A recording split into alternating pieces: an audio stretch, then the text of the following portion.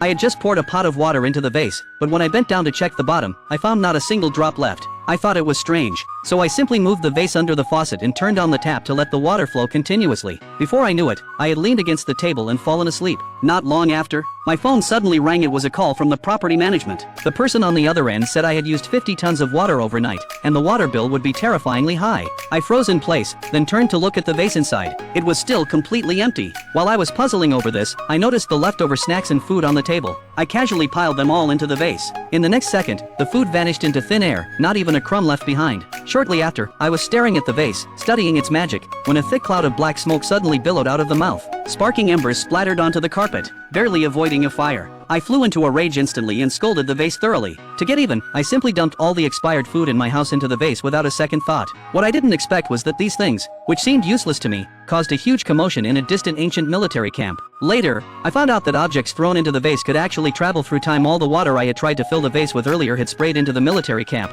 making the soldiers, who had been thirsty for ages, overjoyed. They mistakenly believed it was a gift from the gods. The food I had tossed in fell out just as they were suffering from water and food shortages. The soldiers held the pure white rice in their hands and ate with immense satisfaction, becoming even more convinced that this was a blessing from the divine. The general even wrote a letter of thanks specifically and placed it inside the vase. When I saw that letter with its ancient-looking handwriting, I finally believed without a doubt in the vase's magic. Though I felt a bit sorry for them, the thought of that enormous water bill made me turn off the faucet first. But right after I placed an order for a large quantity of food to send to them, I suddenly had second thoughts. What if this was a trick? Was I being too easy to trust others? Just as I was tangled in my doubts, a heavy piece of gold suddenly fell out of the vase and hit me on the head. I was about to fly into a temper when the corner of my eye caught sight of the gold on the ground, followed by a steady stream of antiques and treasures pouring out of the vase. In an instant, I cast all my dissatisfaction aside and was filled with uncontrollable delight.